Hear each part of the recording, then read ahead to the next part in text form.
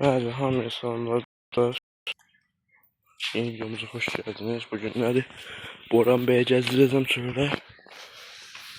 Neyse, sarıyla başlayalım. Borana başladım dostlar, kızana bir ağları yine video çekmiştim. Yani kızana kürsüdə kitlərin yanına girmiştim. Mesela Boran çıxasıydım, onlar dağda orada.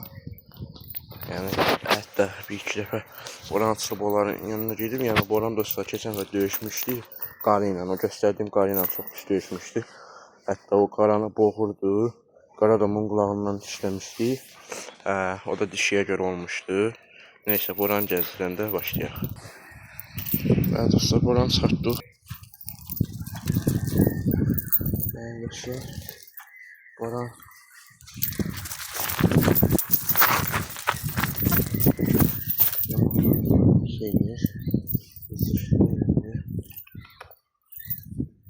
limon hamilədir Boran.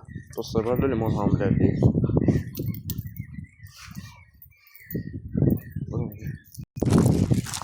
Bəli dostlar, bizim Boran'ı göstərmədir.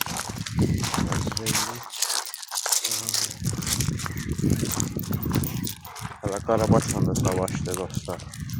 Qarı ilə də savaşdı. O qədəsinə savaşdı Boran. Buranı anlamışsın. Boran dəlidir. Düz dəlidir.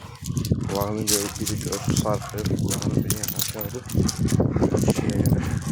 Qara it həmişə onunla savaşanda ancaq onun qulağından olmuşdu ona görə. Vurun. Vuru.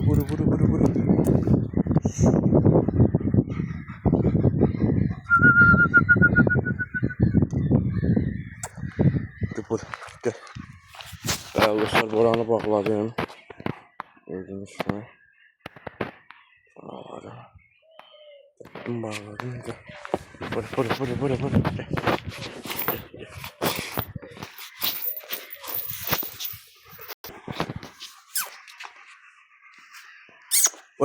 Bora.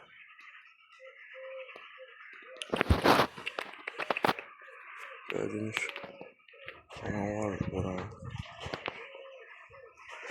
Bağladım.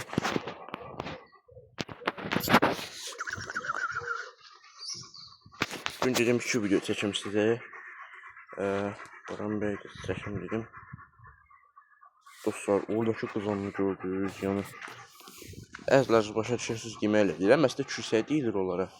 Boran, bura gəl.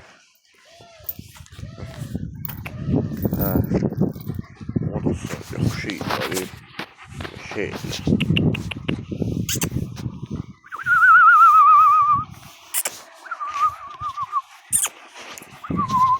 Sağ olun, salamat qalın dostlar. Gəl videoda görüşərik.